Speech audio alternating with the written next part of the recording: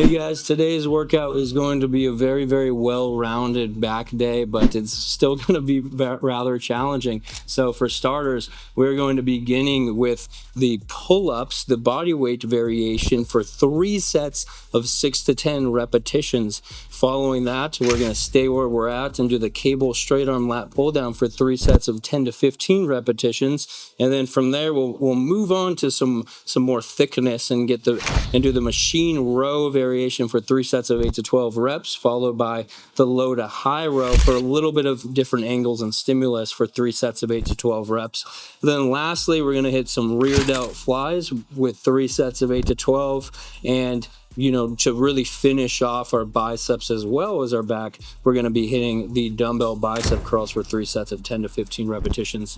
So let's just get into the first exercise. Before we get started, I'm sure that some of you are wondering what the hell happened to my eye.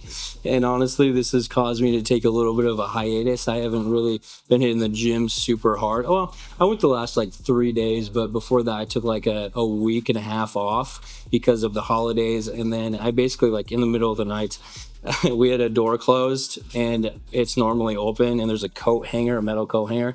I just freaking rammed my eye straight into it. Almost lost my eyeball. I almost became an eye patch kid, but hey, we're okay. And I'm finally back to doing what I love doing, which is, fitness and recording myself and sharing my journey with all of you. So anyway, we're going to be starting off today's workout with a pull-up. I haven't done the, just a bodyweight pull-up in ages. I've been doing the assisted pull-up or lat pull-downs for the longest time, just because pull-ups are freaking tough, and I've been kind of reserving all my energy for other lifts like squats and whatnot. But since I took a little bit of a hiatus, I think I'm ready to go. So let's get into the first set. I'm really ensuring that I'm kind of at a little bit outside shoulder width in order to get the most out of the movement.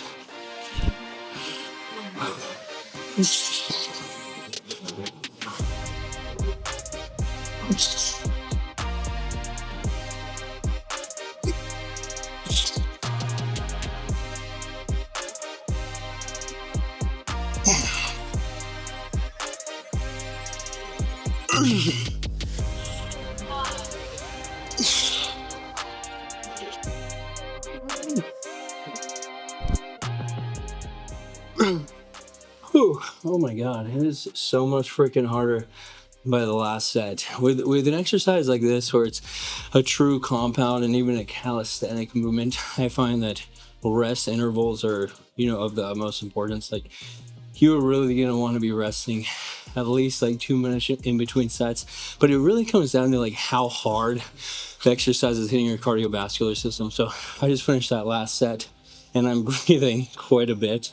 So I know that I shouldn't be getting back into the lift anytime soon. That was the 3rd set, so I'm done here. We're going to be moving on, but it's still it's crazy. You can especially see this kind of phenomenon when you're doing squats. When you're doing squats, it's such a whole body exercise, Of course, it's mainly a leg exercise, a lower body exercise, but you're still having to use your core, your rectus abdominis, your rectus spinae, all the stabilizers, as well as, your back and whatnot in order to clench back and hold the bar as stable as you can.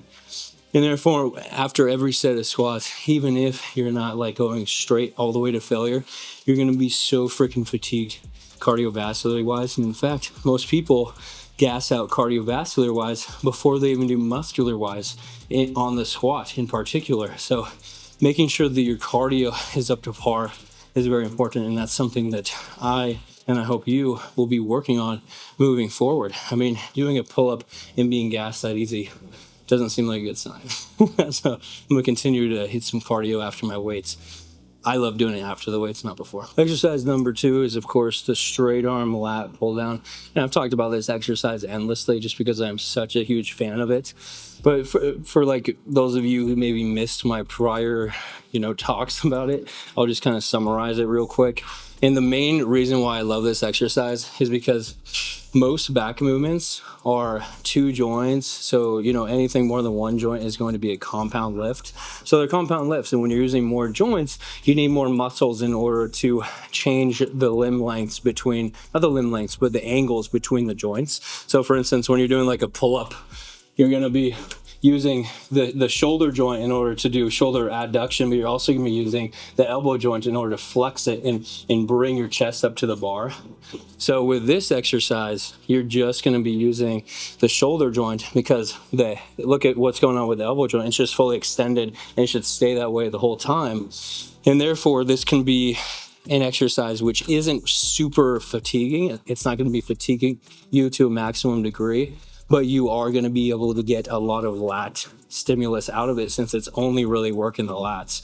Of course, there's a little bit of core stability and whatnot because we're out here in space. We don't have like a chest support, but that's okay. So anyway, let's get into it.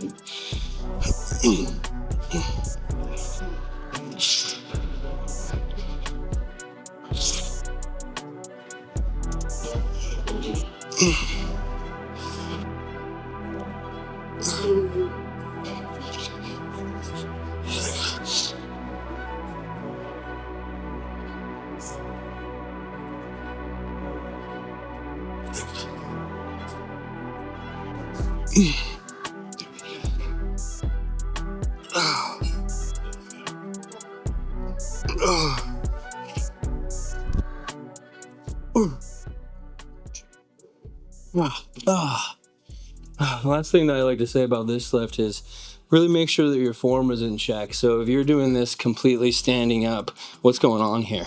Well, you're not fully lengthening out your lats. You need to get your humerus into full flexion in order to fully lengthen your lats like this.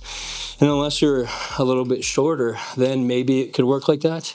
But a good rule of thumb is to just bring this sucker all the way up and then hinge the hips backwards so that you can really lengthen out the lats completely. And then do the other functions of the lats, retract your scapulae, depress them, and then fully push down like so. And then at the top, hang out here for a little bit because the resistance profile is pulling upwards and thus you're having constant tension on the lats even in that most lengthened position, which is really ideal for growth. And then, lastly, I just like to say that, I'm doing this second. Usually I would kind of intersperse it with like hitting different muscle groups since we just hit, 2 lat movements back to back. But I'm really going for that convenience factor as well. We just did a compound lift here. May as well do another lift here if it so permits. And in this case, it does permit because they're both in the same area. If it were the case where the pull-ups were on one side of the gym, then the cables were on the other, then I may have a different approach and may hit something in between, like a row in between. But since they're right next to each other, hit them where they're at. Next up, we're flipping the script a little bit. We're going from targeting more of a vertical pull and really emphasizing these wing muscles, the latissimus dorsi, to going for more thickness and doing a row. And I really love a machine row like this because you're so stable. You have a chest support, you have a seat support, you can strap up. Then as long as the resistance profile is really good, then I think you're totally golden. And what I mean by that is that, well, a little bit too much weight on there. What I mean by that is that you kind of want it to be converging. So you want it to go out so that it like naturally lines up with your individualized anatomy and then kind of goes in and you can really get that peak stretch. So I really encourage you to find where you can really lengthen out all the way. In fact, I need it a little bit further this way in order so that the bars don't actually hit the other surface, because if it does that, then you're totally losing resistance. You're losing tension, and our muscles only know tension. So we really want to be fully lengthened out and then fully retract. So we get both sides of the coin. We get that fully lengthened position, but also the fully shortened position. And then, of course, let's milk the lengthened position towards the end. All right, let's get into it.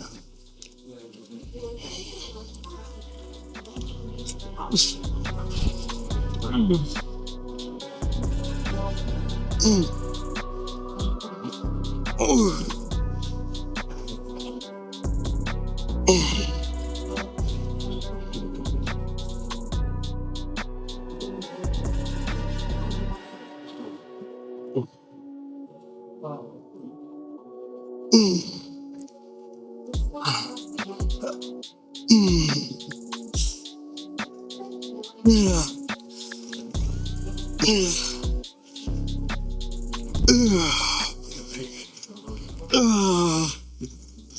Jesus. Man, you think you're golden until you do the last few reps of the last set. And yes, they should look like that. You should really be putting yourself through hell at the end of any set of any exercise if you want to really be getting the most out of this whole endeavor that we call lifting.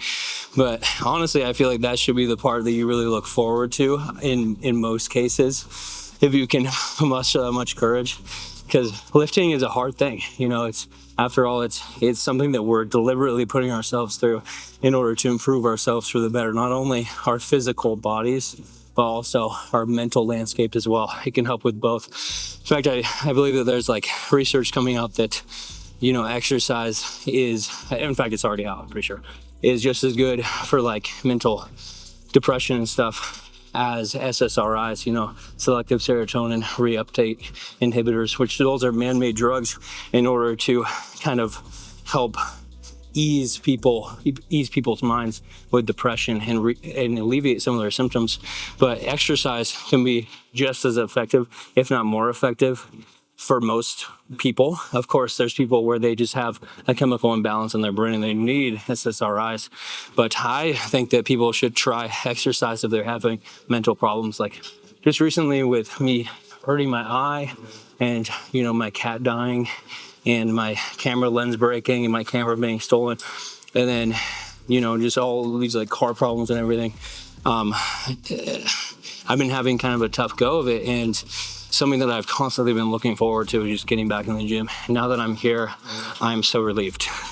It's like an immediate reliever. I feel so much better already, and I'm not even done with my workout. Up next, we have the low to high.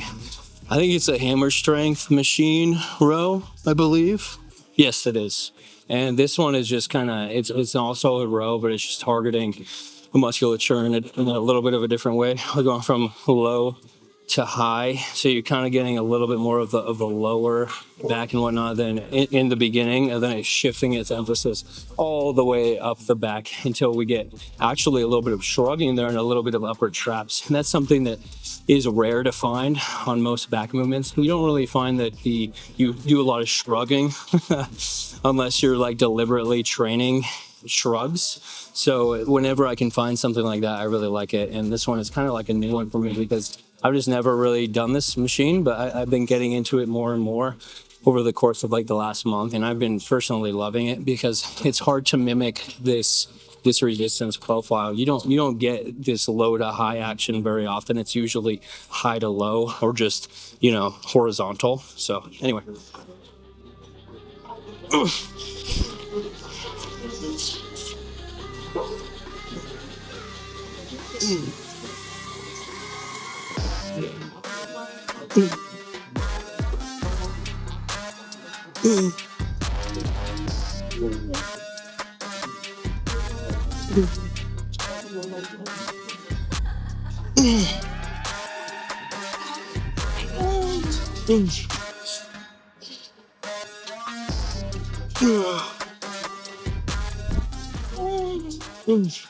Shoot.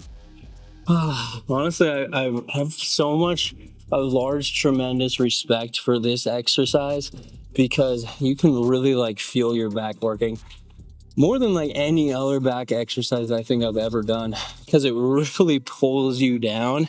And then when you're at the top, you can feel your whole back engage, and especially your upper traps. So you just try and go like that, just kind of like almost a shrug, but also a row and a retraction. You feel so much going on there, and that's where I think another strength of this exercise lies. You could, if you're kind of newer to the gym, I know when I first started, my back was like the most stubborn body part to actually feel working. It's still kind of a pain in the ass, but I've definitely learned a lot in like my 10 years of training. So anyway, and whenever I say 10 years, people are like, oh, there's no way you trained for 10 years, or if you did, then you just suck. Well, a lot of that was when I was a teenager, and it's kind of hard to grow muscle when your body is just still developing and your testosterone isn't at its peak. And for most of my lifting journey, I just didn't eat enough food. I've just always liked the more leaner look. So it's only been like the last couple of years that I've actually put more of a focus on bulking. And also, I kind of a period where I was in college and lifting wasn't my number one focus like it is. I mean, it's still not my number one focus, but it's definitely up there. I've definitely started to prioritize it more. But anyways, what I'm trying to say is that if you're having trouble feeling your back, try doing this. Maybe use it as an activation lift. I think that it'll probably help a lot. Next up, we got the rear delt fly, and I know that I said earlier that I like to do everything in one place. So honestly, like we could have done the rear delt fly back when we were doing pull-ups in the straight arm lat pull down, but you know, that's okay. I ended up kind of overshooting that. I was kind of planning to do like a machine rear delt variation or a dumbbell, but honestly, dumbbells aren't really worth it over cables, and the machines are just hard to come by in a busy gym. So we're going, especially in January, you know, there's a lot of people here. So we're just going to be doing the cables at the free motion area.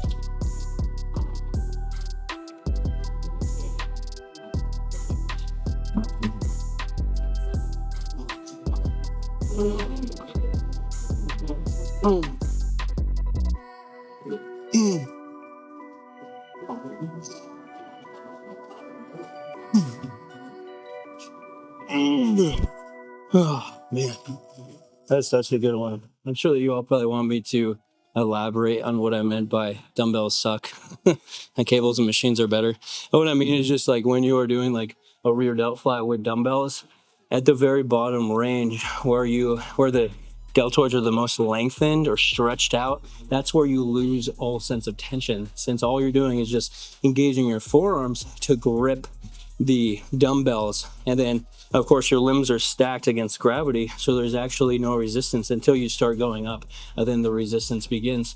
But that's a little bit too little too late. That's making the hardest part of the lift in the shortened position, where we want it to be the opposite in the lengthened position.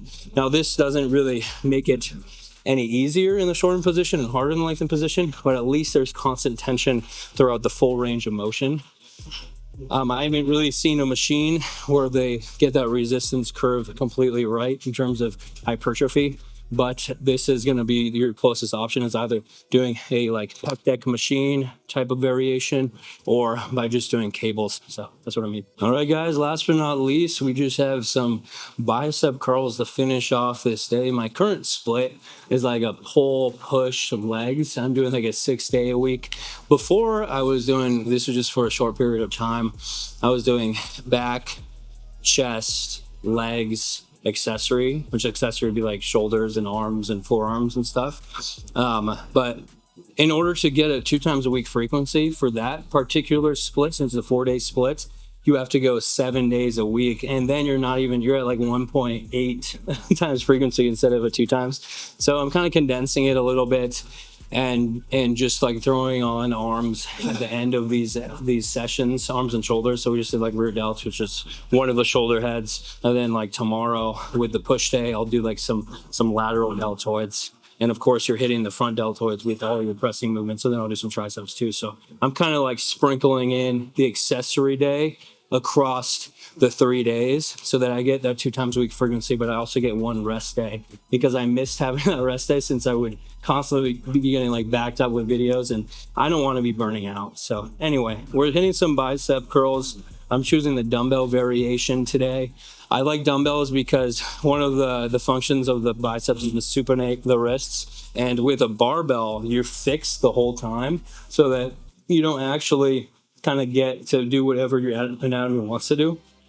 So you can't fully supinate. And if the further you supinate, the more you're actually going to be flexing it. So by supinating all the way at the top, that is a feature of dumbbells exclusively, or, you know, cables, but you can't do it with a barbell since it's a fixed bar. So I just think that that's kind of like a highlight. Of course, I still do barbell from time to time, just because you don't want to be doing the same lift in perpetuity for your whole life or eternity, because your body is going to adapt, your CNS is going to adapt. So anyway, First set.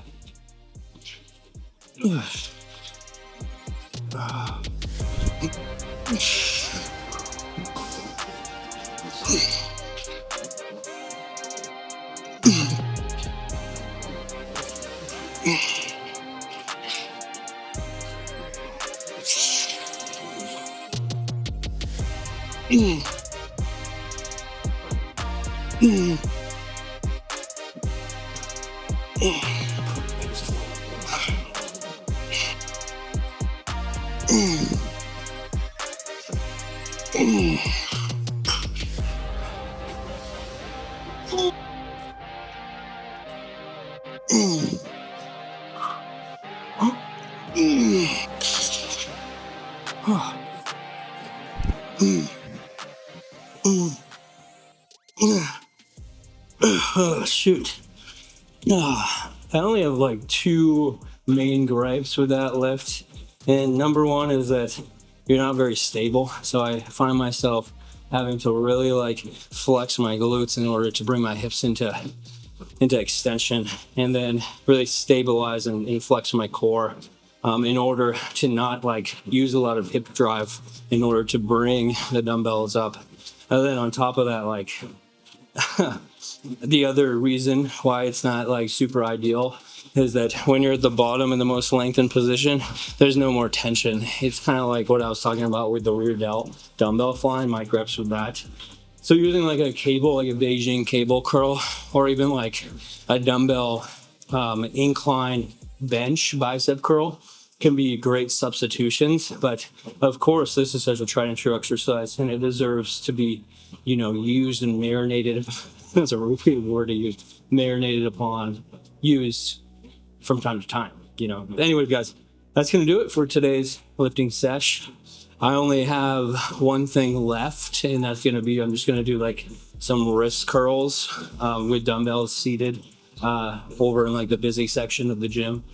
Just because I think that adding some forearm work in with your back and biceps is probably like the best time to do it, since you're already working your forearms a little bit, may as well work them a little bit more. So that's why I'm going to do a little bit of direct forearm work. But anyways, thank you so much for watching. I hope you enjoyed this one. This is kind of like a reintroduction back into my lifting journey. I've made programs in the past and ran that in real time and showed you guys my progress and everything. But this is just gonna kind of be a more like stylized, edited, but also genuine version of that. But I'm not actually running any particular program. I'm just kind of going with my body, and I hope that you guys are following along, and I hope you derive something out of it. And if you're doing the workouts with me, that would be freaking fantastic. I would love that. But anyway, have a good one. Bye.